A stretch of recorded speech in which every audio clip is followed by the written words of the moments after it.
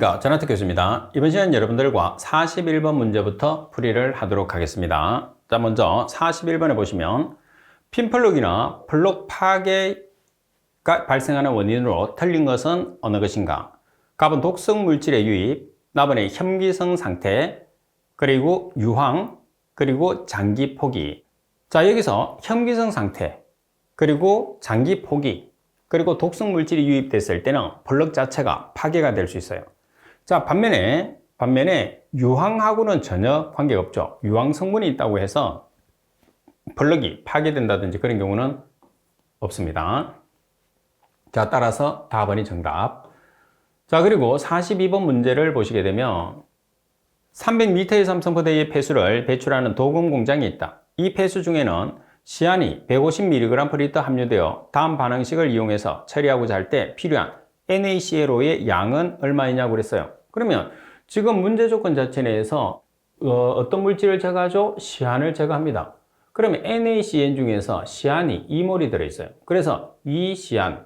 자, 그리고 우리가 어떤 물질을 주입하죠? NaClO를 주입해서 제거해요. 그래서 ONaClO를 비례식으로 놓으시면 되겠죠. 그러면 시안의 분자량은 26이니까 2 곱하기 26g일 때 5 곱하기 NaClO의 분자량은 74.5예요. 그래서 74.5g입니다. 자, 그런 다음에 지금 시안의 농도가 150mg/L예요. kg/m의 삼성으로 환산해 주기 위해서 10의 마이너스 3성을 곱하면 0.15kg/m의 삼성이 되는 거죠. 자, 그리고 유량이, 폐수량이 300m의 삼성포대에 따라서 X를 계산하면 NaClO를 총량으로 계산할 수 있죠. 그러면 시안을 제거하기 위한 지금 NaClO의 소모되는 총량을 계산하는 거죠. 322.36kg/Day라는 값으로 계산할 수가 있는 거죠. 그래서 지금 이 문제 조건에서는 반응식이 주어졌기 때문에 여러분들이 조금 쉽게 문제를 풀 수 있는 케이스죠. 자, 그리고 43번 문제를 보겠습니다. 모노드식을 이용한 세포의 비정식 속도는 얼마인가? 제한기질의 농도가 200mg/L, 2분의 1 포화 농도 KS가 50mg/L, 세포의 비정식 속도 최대치가 0.1 per-hour라고 그랬어요. 그러면 모노드식만 기억하면 문제를 아주 쉽게 풀 수 있죠. 자, 모노드식은 마이크로맥스 곱하기 S 나누기 KS 플러스 S예요. 여기서 마이크로맥스라는 값이 얼마죠? 마이크로맥스가 0.1 per-hour. 그리고 S라는 값이 200mg/L, KS가 50mg/L. 그대로 여러분들이 대입해서 값을 계산하면 0.08 per-hour라는 값이 나오게 되죠. 자, 그리고 44번 문제를 보시게 되면 막분리 중에서 물질 분리를 유발하는 추진력으로 틀린 것은 어느 것인가? 자, 추진력은 전기투석과 투석을 제외한 나머지는 역삼투와 여과법이기 때문에 전부 다 정수합차죠. 그래서 전기투석은 기전력, 그리고 투석은 농도차, 나머지는 정수합차가 됩니다. 그죠? 그래서 기전력은 전이차하고 같은 말입니다. 따라서 전이차나 기전력은 같은 말입니다. 투석은 농도차, 나머지는 정수합차. 따라서 설명이 잘못된 것은 나번이 되는 거죠.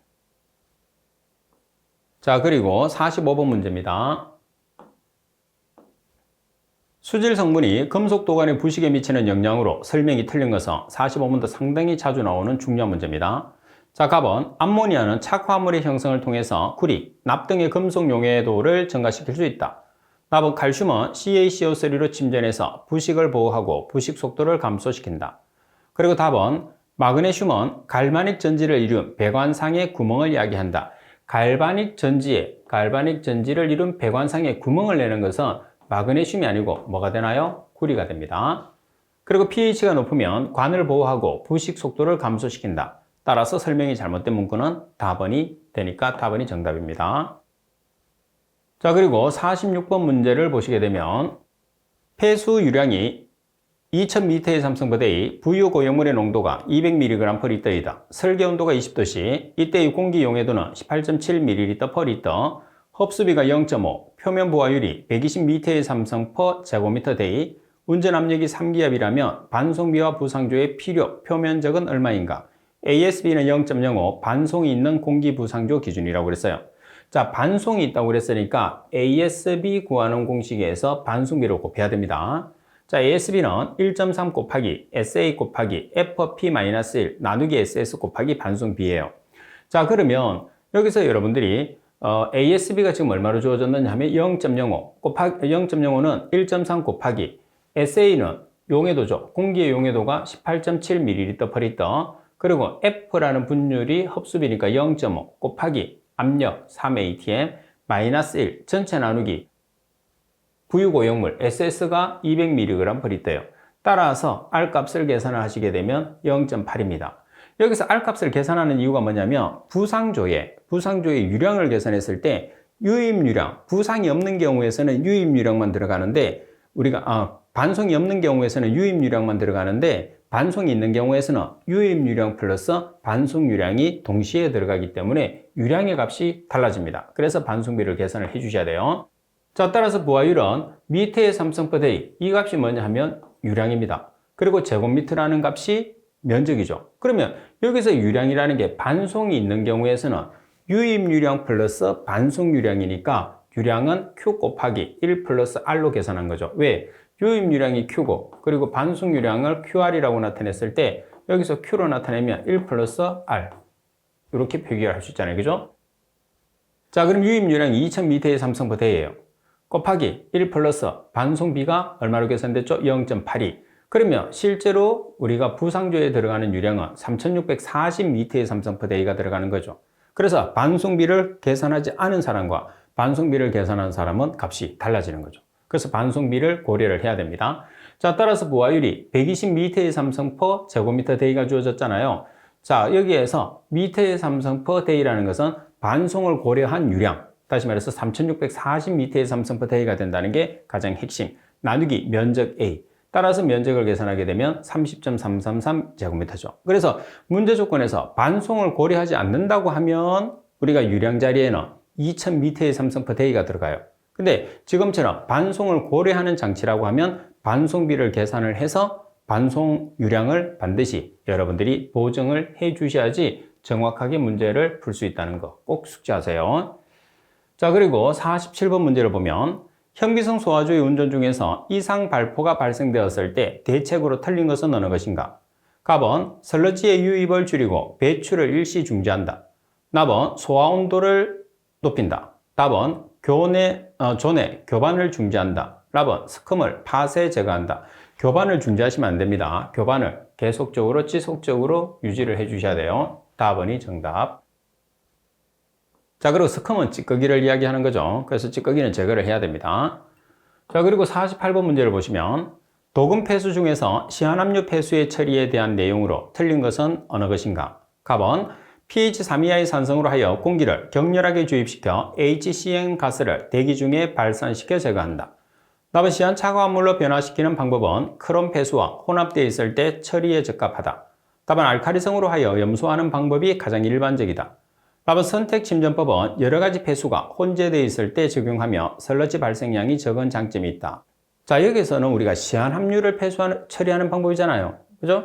그래서 시한합류 폐수를 처리하는 방법에는 선택 침전법이 해당하지 않아요.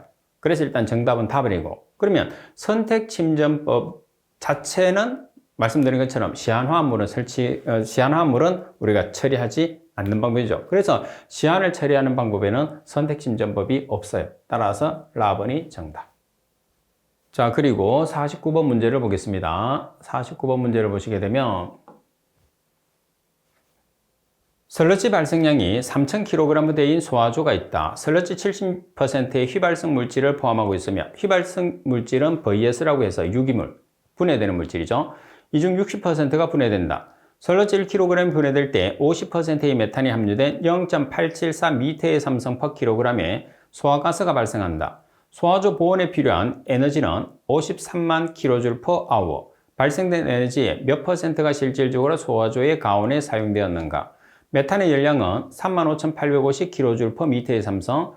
가온 장치 열 효율은 70%. 24시간 연속 가온 기준이라고 되어 있어요. 자, 그러면 자, 풀이를 보겠습니다. 소화조 가온에 사용되는 발생 에너지 퍼센트를 계산했을 때는 소화제 가온에 필요한 열량 나누기 CH4의 발열량 곱하기 100으로 이제 퍼센트를 나타냈을 때는 우리가 곱하기 100으로 나타내잖아요. 자, 그러면 문제 조건 자체 내에서 소화조 가온에 필요한 열량은 문제 조건에서 주어졌어요. 얼마로 주어졌죠? 53만 kJ/H예요. 자, 그런데 여기에서 문제 조건에서는 뭐가 있느냐 하면 가온 장치의 열 효율이 70%예요. 근데 우리가 나타냈을 때는 100%를 기준하거든요. 그러면 열 효율이 떨어지면 떨어질수록 더 많은 에너지가 소모되겠죠. 그래서 우리가 열 효율을 여러분들이 보정했을 때는 반드시 100 나누기 70%를 보정해야 된다는 거. 자, 그리고 hour라는 단위를 여러분들 시간을 day로 고쳐놨는데 이 값은 여러분들 CH4 발열량을 계산을 했을 때 지금 슬러지량의 시간 단위가 day이기 때문에 두 개를 일치시킨 거죠. 자, 그럼 먼저 메탄의 발열량을 한번 계산을 해보겠습니다. 메탄의 발열량은 슬러지에서 발생하겠죠. 슬러지가 3000kg/day입니다. 이 중에 유기물이 분해가 일어나는데 유기물이 70%예요. 그래서 0.7. 70% 중에서 몇 프로가 분해되느냐? 분해되는 것만큼 가스가 발생되니까 60%가 분해된다고 그랬어요. 그럼 유기물 분해된 값에서 가스가 얼마만큼 나오느냐? 0.874m의 삼성이 나와요. 1kg당 0.874m의 삼성의 가스가 나온단 말이야. 그럼 이 중에서 메탄이 차지하는 값이 얼마냐? 50%. 그래서 0.5를 곱하죠. 자, 그리고 메탄의 열량은 35,850kJ/m의 삼성을 곱했어요. 그러면 전체적인 단위를 한번 봤을 때 여기서 day를 나타내기 위해서 보정했다는 것을 말씀드렸어요. 그죠? 그러면 킬로그램 없어졌어요. 그리고 여기서 미터의 삼성 없어졌어요. 그럼 남는 단위가 kJ/day. 그리고 분자에서도 남는 단위는 kJ/day. 그럼 분자 분모에서 단위가 없어지죠. 무차원수니까 퍼센트로 나타내기 위해서는 곱하기 100을 하시면 되는 거죠. 따라서 92.06%라는 발생 에너지가 나오게 됩니다. 여기서 조심할 거는 열 효율 보정하는 것만 조심하시면 되겠죠. 자, 그리고 50번 문제를 보시게 되면 용수 응집시설에 급속 혼합조를 설계하고자 한다. 혼합조의 설계 유량은 18,480m의 삼성부대이며 정방향으로 하고 깊이는 폭의 1.25배로 한다면 교반을 위한 필요한 동력을 킬로와트로 계산하라고 되어 있어요. 자, 마이크로 점성계수는 0.00131Nm/제곱미터, 속도 구배는 900/s, 체류 시간은 30분입니다. 그러면 먼저 여기에서 여러분들이 최적을 계산하기 위해서는 유량 곱하기 시간이거든요. 그럼 문제 조건에서 유량이 18,480m의 삼성부대예요. 시간은 체류 시간이 30초. 그래서 day와 sec를 통일합니다. 따라서 1시간은 3,600초, 하루는 24시간. 그래서 전체적인 시간 단위를 없애서 미터의 삼성 6.4167 미터의 삼성이라는 값으로 최적을 만들었어요. 자, 그런 다음에 두 번째는 이제 동력을 계산해야 되잖아요. 그래서 동력 P는 속도경사, 문제 조건에서 지금 속도경사가 얼마로 주어졌죠? 900/s예요. 그래서 900/s의 제곱 곱하기 점성계수는 0.00131 Nm/제곱미터, 그리고 최적은 우리가 계산했죠. 6.4167 미터의 삼성이에요. 따라서 계산을 하니까 단위가 뭐가 되죠? 와트가 됐어요. 따라서 와트를 킬로와트로 전환시키기 위해서 얼마를 곱하죠? 와트가 킬로와트에 비해서 10의 삼성 작은 단위죠. 다시 말해서 킬로와트가 와트보다 10의 삼성 커요. 그래서 10의 마이너스 3성을 취해주면 6.81 킬로와트라는 값으로 계산을 할 수가 있는 거죠. 자, 그리고 51번 문제를 보겠습니다. 자, 51번 문제를 보시게 되면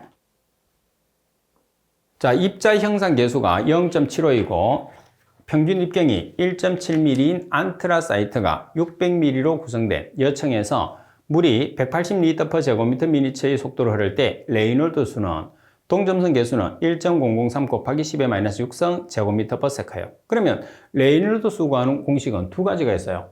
이 식 외에도 점성도분의 D/R호가 있어요. 근데 계수에 따라 동점성 계수가 나와 있으면 지금 주어진 이 식을 쓰고 점성 계수가 나와 있으면 이 식을 쓰거든요. 근데 동점성 계수가 나와 있으니까 이 식을 쓰는 거죠. 따라서 동점성 계수 1.003 곱하기 10의 마이너스 6성 제곱미터/s 분의 D가 뭐예요? 직경이에요. 그래서 직경이, 평균 입경이 1.7mm입니다.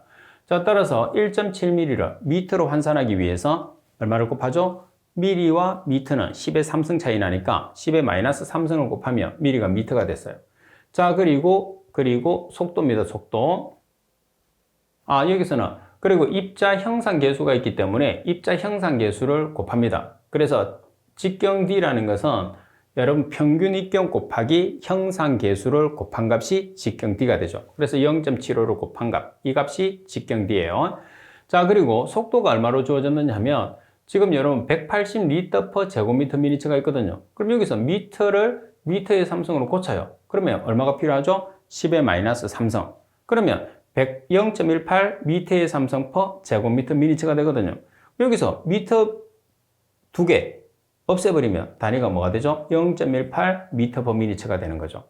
그래서 0.18 미터 per 미니처. 자, 시간 단위. 분모의 시간 단위가 세크니까 분자의 시간 단위도 세크로 환산하기 위해서 1분은 60초를 보정했어요. 그러면 레이놀드 수는 3.81이라는 값이 나오겠죠. 자, 그래서 이 문제의 핵심은 팁에도 있는 것처럼 D라는 직경을 계산했을 때 평균 입경 곱하기 입자 형상 계수를 곱한 값을 D로 나타낸다는 것을 꼭 기억을 할 수 있도록 하십시오. 자, 그리고 52번 문제입니다.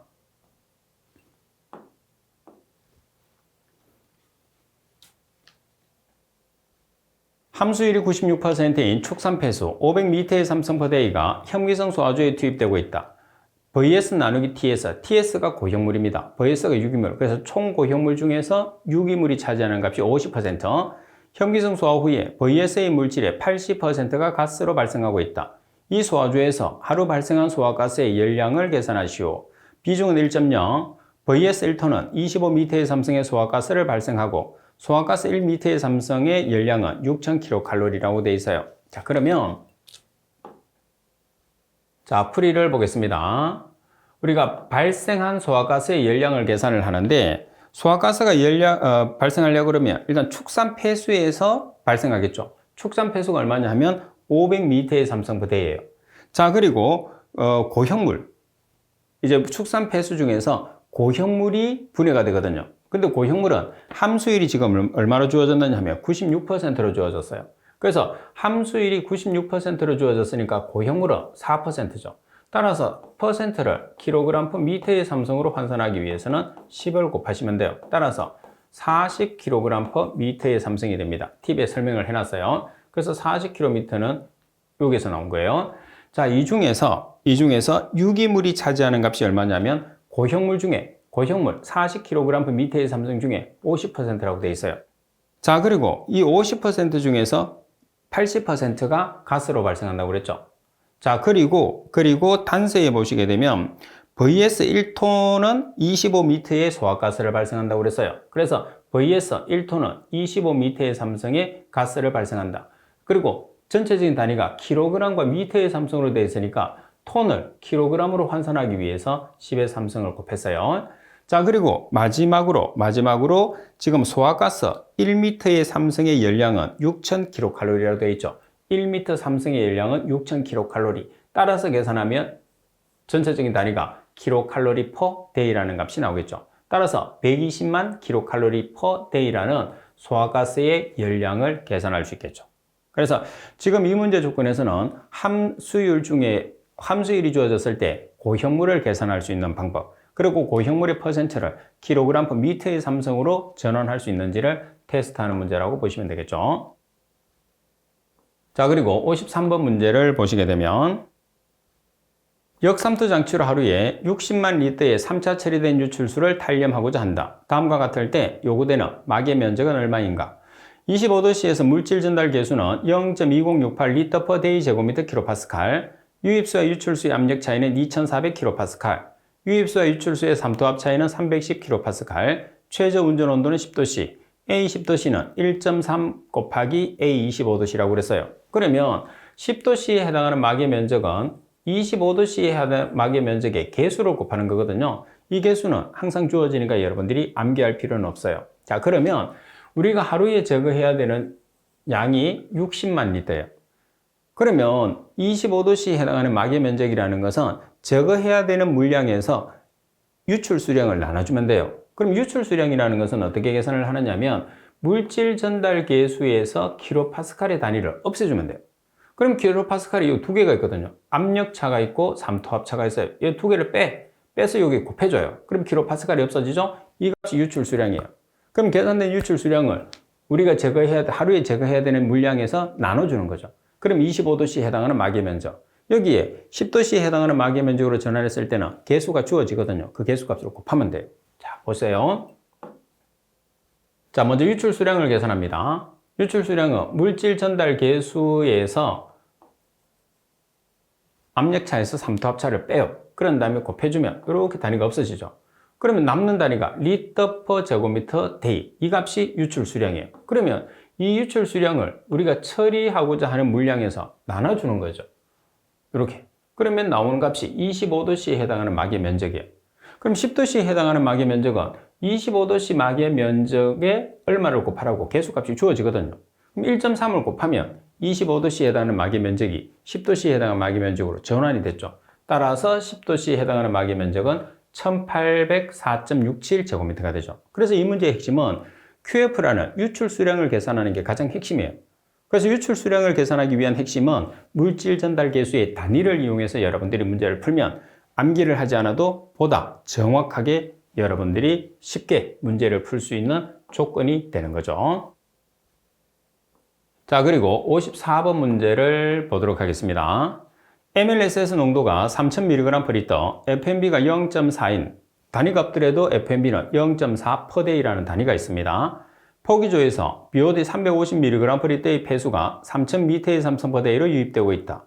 포기조 체류 시간은 얼마인가 그랬어요. 그럼 여기에서 FMB라는 것은 BOD 곱하기 Q, BOD의 한쌍은 Q, MLSS 한쌍은 V. 그래서 BOD 곱하기 Q 나누기 MLSS 곱하기 V가 되는 거잖아요. 근데 여기서 뭐가 주어졌어요? 문제 조건에서 체류 시간을 계산하라고 되어 있어요. 그럼 체류 시간이라는 것은 여기에서 Q 나누기 V를 이용해서 체류 시간을 계산해. T라는 것은 V 나누기 Q인데 지금 문제 조건에서는 Q 나누기 V로 되어 있으니까 역수로 곱해주면 되는 거죠. 이렇게. 그럼 FMB가 지금 얼마로 주어졌느냐 하면 0.4%day. 0.4%day는 BOD가 지금 얼마예요? 자, 문제 조건에서 BOD가 350mg/L. kg/m의 삼성으로 환산하기 위해서는 10의 마이너스 3성. 그래서 0.35kg/m의 삼성의 BOD. 그리고 MLSS는 3000mg/L. 그러면 3kg/m의 삼성이 되는 거죠. 따라서 T에 대한 식으로 정리를 해요. 정리를 하게 되면 0.2917day가 나오죠. 정답에서는 hour로 계산하라고 그랬어요. 그럼 시간을 한 번 더 보정하죠. 하루는 24시간을 보정을 하게 되면 최종적으로 계산할 수 있는 시간은 7시간이 나오게 되는 거죠. 그래서 정답은 나번이 됩니다. 자, 그리고 55번 문제를 보겠습니다. 함수율이 90%인 슬러지 겉보기 비중이 1.0이었다. 이 슬러지를 탈수해서 함수율이 60%인 슬러지를 얻었다면 탈수된 슬러지가 갖는 비중은 얼마인가 그랬어요. 그럼 지금 문제 조건에서 보시게 되면 함수율과 고형물 두 가지로 되어 있거든요. 그래서 지금 탈수 전과 탈수 후 두 가지로 나눠서 계산을 하는 거예요. 그럼 문제 조건을 보시면 함수율이 90%예요. 그러면 0.9. 그러면 고형물은 10%니까 0.1. 그리고 수분의 비중은 1.0. 고형물의 비중은 우리가 지금 몰라요. 그리고 탈수 전의 슬러지의 비중은 1.02. 그러면 우리가 뭐를 계산할 수 있어요? 고형물의 비중을 계산할 수 있죠. 고형물의 비중은 탈수 후나 전이나 동일해요. 자, 그러면 탈수 후에 우리가 슬러지의 비중을 계산을 하는 거거든요. 그럼 탈수 후에 슬러지의 비중인데 탈수 후에 수분 함량이 몇 %냐면 60%예요. 그러면 탈수 후에 수분이 60%니까 탈수 후에 고형물은 40%가 되겠죠? 0.4. 물의 비중은 1.0. 그리고 고형물의 비중은 조금 전에 탈수 전의 고형물의 비중을 계산한 값을 그대로 사용하시면 돼요. 탈수 전이나 탈수 후나 고형물의 비중은 똑같습니다. 따라서 슬러지의 비중을 계산을 해요. 그래서 이 값을 계산을 한 다음에 슬러지 분의 1이니까 역수를 취해줘야 돼요. 1에서 한 번 더 나눠주셔야 됩니다. 따라서 계산된 슬러지의 비중은 1.09라는 값이 나오게 되죠.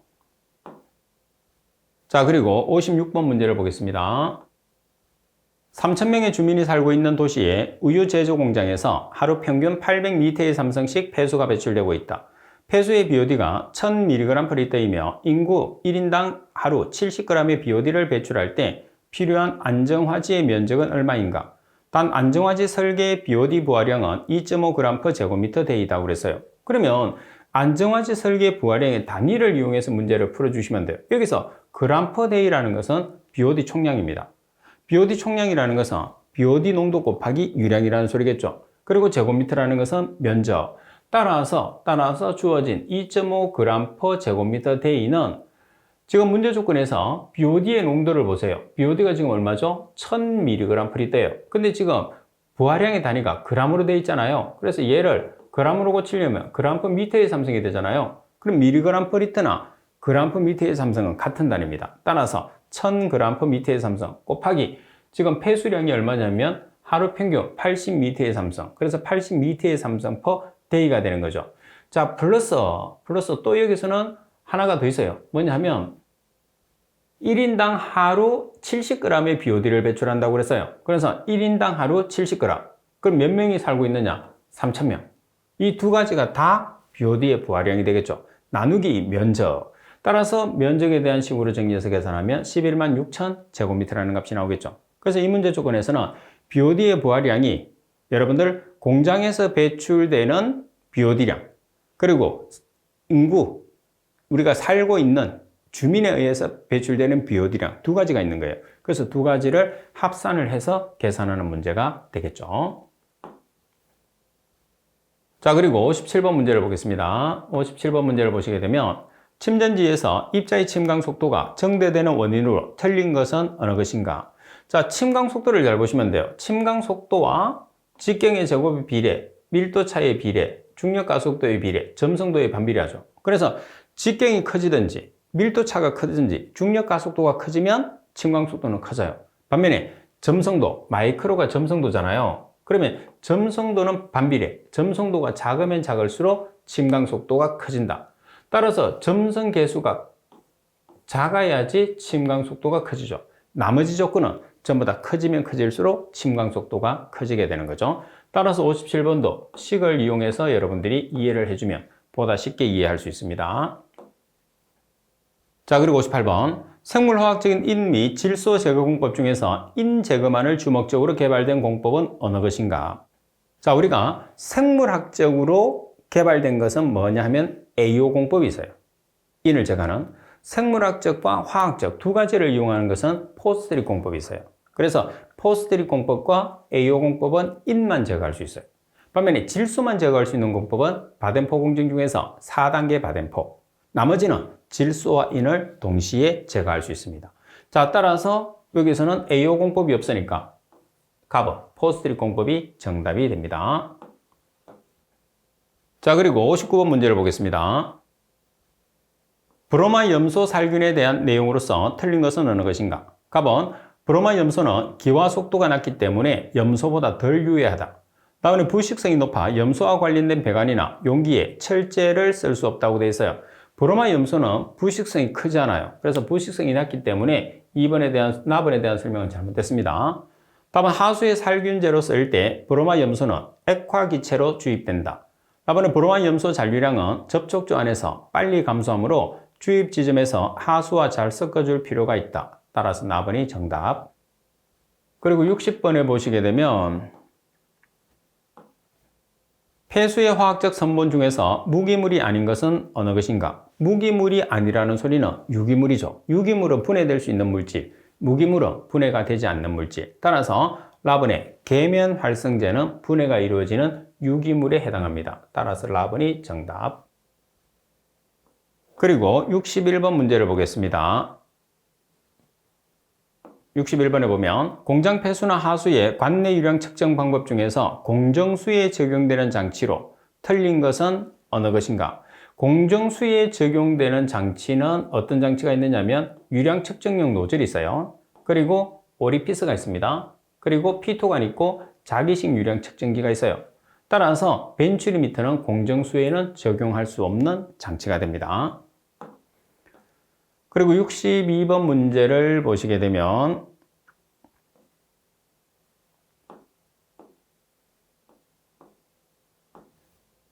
감응계수를 알맞게 표현하는 것은 어느 것인가? 자, 감응계수라는 것은 반응값에서 농도값을 나눠준 값이에요. 그래서 반응값에서 농도값을 나눠주니까 카본이 정답이 되겠네요. 그리고 63번 자주 나오는 문제죠. 시료 채취 시 유의사항으로서 틀린 것은 어느 것인가? 답은 시료 채취 용기는 시료를 채우기 전에 시료로 3회 이상 씻은 다음 사용한다. 맞습니다. 시료로 3회 이상 씻은 다음. 답은 유류 또는 부유물질 등이 함유된 시료는 균질성이 유지될 수 있도록 채취하여야 하며 침전물 등이 부상하여 혼합되어서는 안 된다. 답은 신부청의 지하수 채취 시에는 고속 양수 펌프를 이용해서 채취 시간을 최소함으로써 수질의 변질을 방지해야 된다고 그랬어요. 고속 양수 펌프를 사용하게 되면 어때죠? 시료가 교란이 일어나요. 시료가 교란이 일어나면 우리가 채취하고자 하는 정확한 시료를 채취할 수 없잖아요. 그래서 저속 양수 펌프를 사용해야 됩니다. 4번 용존 가스, 환원성 물질, 휘발성 유기화합물, 냄새, 유리 및 수소이온 등을 측정하기 위해서는 지금 우리가 나열되고 있는 용존 가스나 환원성 물질, 휘발성 유기화합물, 냄새, 유리 및 수소이온은 공기가 들어가지 않게끔 가득 채워야 됩니다. 시료를. 자, 그래서 공기와의 접촉이 없도록 시료 용기에 가득 채운 후에 빠르게 뚜껑을 닫는다 되어 있죠. 따라서 답은 고속 양수 펌프가 아니고 저속 양수 펌프를 써야 됩니다. 자, 그리고 64번 문제를 보겠습니다. 공장의 폐수 100ml를 취해서 산성 100도씨에서 KMNO4에 의한 화학적 산소 소비량을 측정하였다. 시료의 적정에 소비된 0.02호 노르말 KMNO4의 양이 7.5ml였다면 이 폐수의 COD는 약 얼마인가? 단 0.02호 노르말 KMNO4 팩트는 1.02, 바탕시험 적정에 소비된 0.02호 노르말 KMNO4 1.0ml라고 되어 있어요. 그러면 COD 농도는 B-A 곱하기 F 곱하기 0.2의 V인데 여기서 B라는 것은 시료 용액에 적정된 값, A는 바탕시험에 적정된 값, F는 팩트, V는 시료량이에요. 그러면 지금 여기서 우리가 시료에 적정된 값, B가 7.5ml, 바탕시험에 적정된 B가, A가, 이 값이 B고 이 값이 A거든요. 그래서 B가 7.5, A가 1.0이겠죠. 자, 그리고 팩터는 1.02, 전체 곱하기 0.2, 그리고 나누기 V.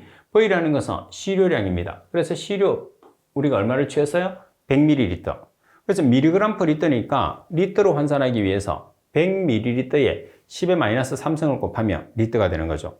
따라서 계산하시면 13.26mg per 리터라는 COD 농도값을 우리가 찾아낼 수가 있는 거죠.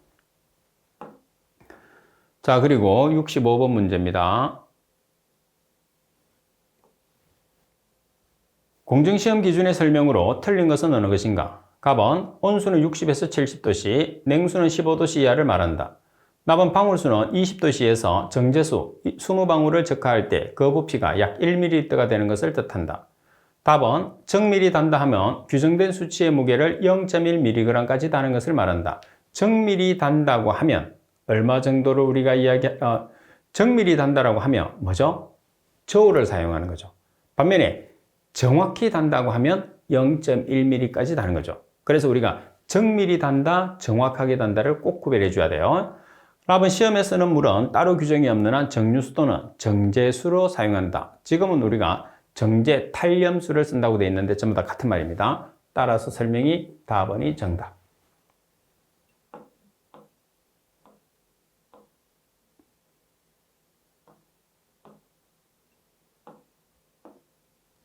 자, 그리고 66번입니다.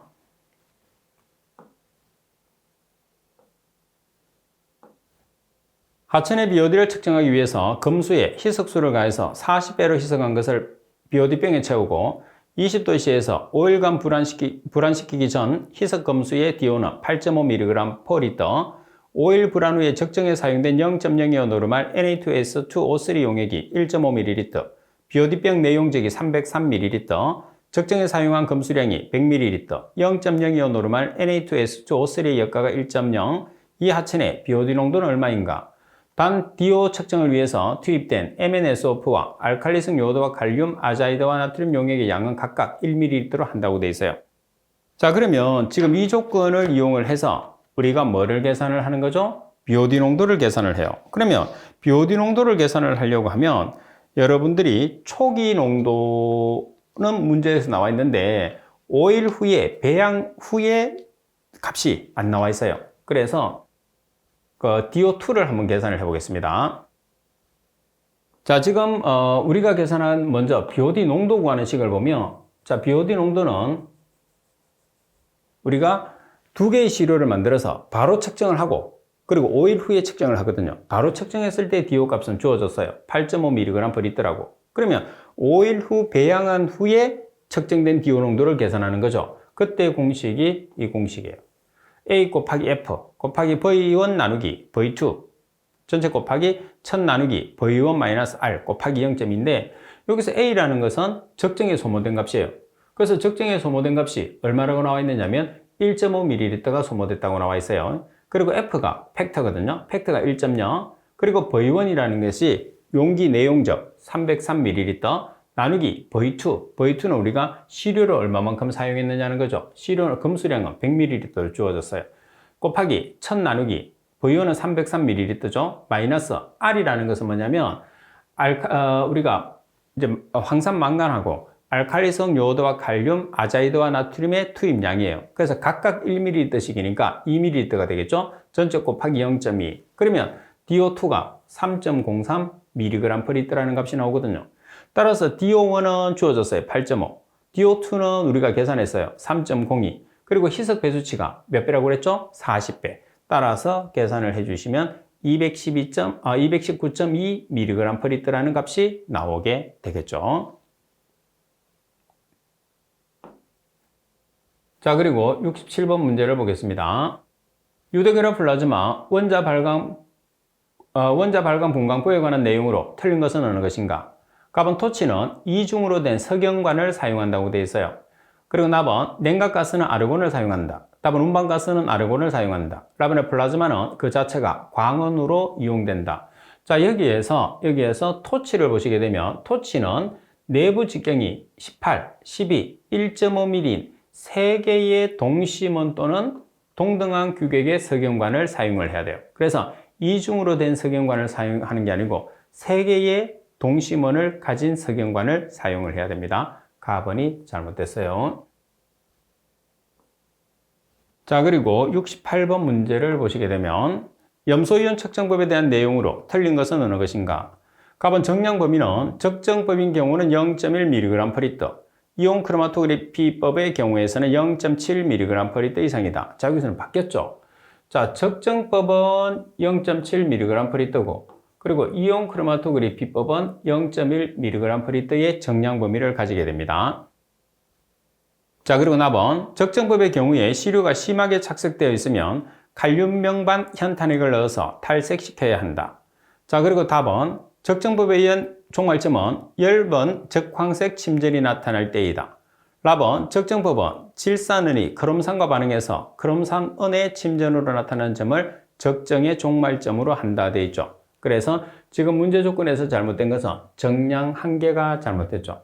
자, 그래서 여기서는 정량 한계로 고치겠습니다. 자, 여기서도 정량 한계. 지금은 정량 한계로 전부 다 나타내고 있습니다. 그죠? 자, 따라서 68번의 정답은 가번이 정답이 되겠죠. 여러분들이 자주 문제를 풀어봤기 때문에 전부 다 잘 알 수 있을 거라고 생각이 돼요. 자, 그리고 계속해서 문제를 보겠습니다. 69번 문제를 볼게요. 자외선 가스 분광법으로 페놀류를 정량했을 때의 내용이다. 갈루안이 알맞은 말은 정류한 시료에 염화암모늄, 암모니아 완충액을 넣어서 갈로로 조절한 다음 사아미노 안티피린과 헥사시아나철 산칼륨을 넣어서 생성된 붉은색의 안티피린계의 색소의 흑광도를 측정하는 방법이다. 자, 여기서는 여러분 pH를 찾는 거죠. 그래서 pH를 얼마로 조절하느냐 하면 pH를 10으로 조절하죠. 따라서 답은. 그리고 여러분 또 여기서 사아미노 안티피린 시약과 헥사시아나철 산칼륨 이 값도 갈로를 넣어서 여러분들에게 많이 찾게 되죠. 그리고 분석하는 방법은 수용액이라는 직접법, 클로로폼이라는 추출법이 있는데 수용액의 파장은 510나노미터, 정량 한계는 0.05mg/L, 클로로폼 용액의 추출법인데 측정 파장은 460나노미터, 정량 한계는 0.005mg/L라는 것을 같이 기억을 하세요. 그래서 풀이에 있는 내용들도 시험에서 상당히 자주 출제되기 때문에 꼭 숙지를 해야 되는 내용입니다. 자, 그리고 70번 문제를 보겠습니다. 유속 면적법에 의한 하천 유량을 구하기 위한 소관 단면에 있어서 평균 유속 Vm을 구하는 식으로 알맞은 것은 어느 것인가 그랬어요. 자, 지금 여러분들 문제 조건에서는 수심이 0.4m 미만일 때, 0.4m 이상일 때 두 가지로 나타내거든요. 0.4m 미만인 경우에서는 평균 유속은 60% 지점의 유속이 되는 거예요. 반면에 0.4m 이상이 되는 경우에서는 평균 유속이 20% 지점에 해당하는 유속 플러스 80%에 해당하는 지점의 유속을 더해서 2로 나눠줘서 우리가 나타내게 됩니다. 자, 그러면 미만인 경우에서는 60% 지점이니까 답이 없어요. 그죠? 그리고 이상인 경우에서는 20% 지점과 80% 지점의 유속을 더한 다음에 2로 나눠주니까 답은이 정답이 되겠죠. 자, 그리고 71번 문제를 보겠습니다. 자외선 가시선 분광법을 적용하는 음이온 계면 활성제 시험 방법에 대한 설명으로 틀린 것은 어느 것인가? 자, 답은 메틸렌 블루와 반응시켜서 생성된 청색의 착화합물을 추출해서 흑광도를 측정한다. 나번에 클롬을 통과시켜 시료 중에 계면 활성제를 종류별로 구별해서 측정할 수 있다.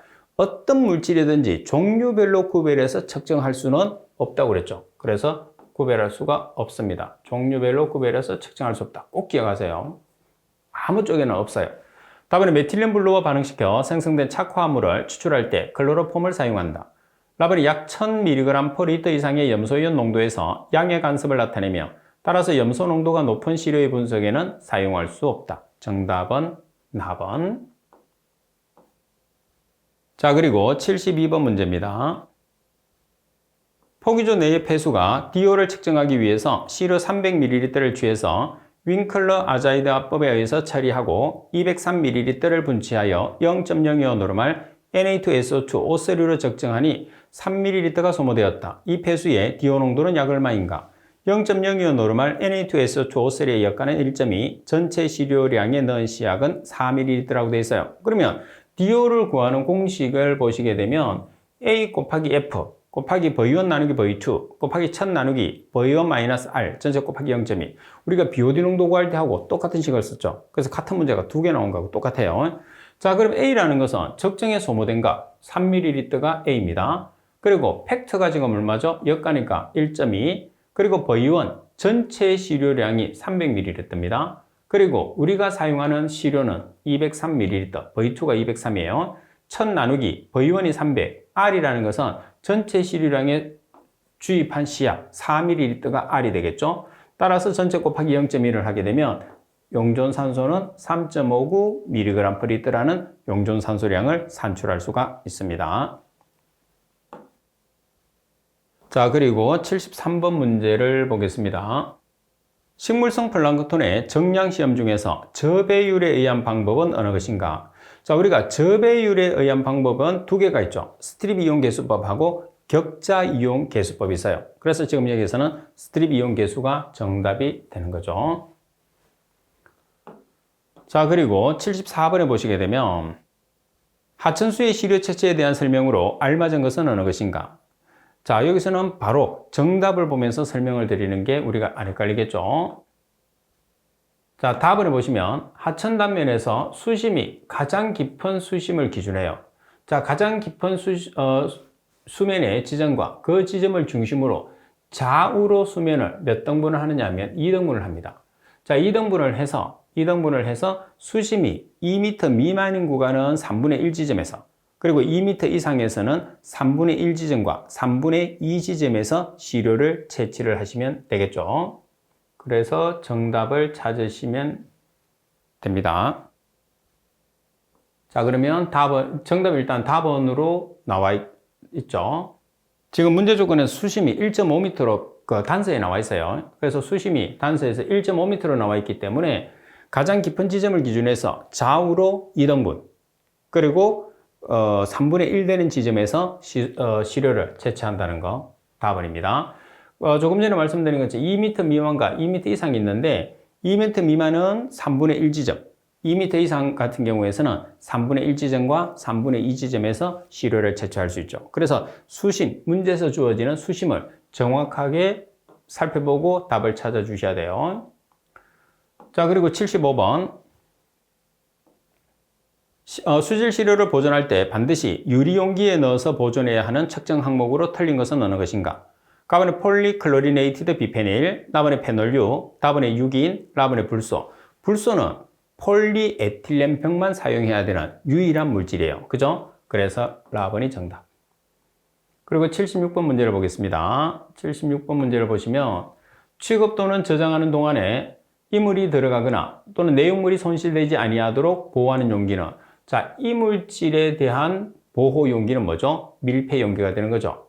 자, 그리고 밀봉 용기는 밀봉 용기의 미생물의 밀봉 용기는 미생물입니다. 그리고 기밀 용기의 용기의 공기의 그래서 기밀 용기는 공기를 차단하는 용기죠. 안밀 용기는 공정시험법에서는 정해져 있는 게 없어요. 자, 그리고 77번 문제를 보시게 되면 부유물질 측정 시 간섭물질에 대한 내용으로 틀린 것은 어느 것인가? 갑은 유지 및 혼합되지 않은 유기물도 여과지에 남아 부유물질 측정값을 높게 할 수 있다. 다음에 철 또는 칼슘이 높은 시료는 금속 침전이 발생하며 부유물질 측정에 영향을 줄 수 있다. 다음에 나무조각, 큰 모래 입자 등과 같은 큰 입자들은 부유물질 측정에 방해를 주며 이 경우에 직경이 2mm 금속망을 먼저 통과시킨 후에 분석을 실시한다. 이 내용이 주로 문제가 많이 나오죠. 2mm 금속망을 통과시킨다는 거. 그래서 2mm가 중요합니다. 라번, 정말 잔류물이 1000mg per 리터 이상인 공장 폐수 등은 여과지에 의한 측정 오차를 최소화하기 위해서 여과지 세척을 하지 않는다. 여과지에 의한 오차를 최소화하기 위해서는 여과지를 여러 번 세척을 해야 됩니다. 여러 번 세척을 한다는 게 중요하죠. 정답은 라번. 시험에서는 답번이 2mm 금속망이 시험에서 상당히 자주 나옵니다. 자, 그리고 78번 문제를 보겠습니다. 자, 78번 문제를 보시게 되면 BOD 실험에서 시료를 희석함에 있어서 예상 BOD 값에 대한 사전 경험이 없을 때 적용되는 경우에 관한 내용으로 알맞은 것을 찾으시오 그랬어요. 자, 그럼 여기서는 문제의 답을 먼저 보겠습니다. 78번의 정답은 라번이에요. 답만 체크해놓고 풀이를 먼저 보는 게 중요해요. 이 내용은 여러분들이 전체적인 내용을 알아야 되기 때문에. 자, 여기서 여러분들 오염이 심한 공장 폐수입니다. 오염이 심한 공장 폐수는 시료의 0.1에서 1.0%를 취하면 돼요. 자, 그리고 침전된 하수와 그리고 처리하지 않은 공장 폐수는 1에서 5% 정도, 그리고 처리해서 방류된 공장 폐수는 5에서 20%, 그리고 하천수는 25에서 100%. 그래서 이 내용 자체를 여러분들이 정확하게 기억을 해야 되겠죠. 왜? 이 내용이 항상 바뀌어서 시험에서 나올 수 있다는 얘기죠. 그래서 내용을 잘 기억해 놓으세요. 자, 그리고 79번 문제입니다. 다이페닐 카바자이드를 작용시켜 생성되는 착화합물의 흑광도를 540나노미터에서 측정하는 정량하는 항목은, 자, 일단은 시약이 다이페닐 카바자이드라는 시약을 사용을 해요. 그리고 측정 파장은 540나노미터입니다. 어떤 물질일까요? 육가크롬이죠. 나번이 정답. 자, 그리고 80번 문제를 보시게 되면 육가크롬 표준용액 0.5mg/ml, 1리터를 조제하기 위해서 소요되는 표준 시약의 양을 계산하시오 돼 있어요. 자, 그러면 지금 여러분들이 표준 시약을 사용을 하는데 표준 시약은 뭐를 쓰느냐? 다이크롬산 칼륨이에요. 다이크롬산 칼륨은 K2Cr2O7입니다. 이 중에 크롬이 몇 개 있죠? 2개. 이 2개가 육가크롬이에요. 그래서 여기 있는 이 Cr6 플러스는 여기 있는 것을 뜻합니다.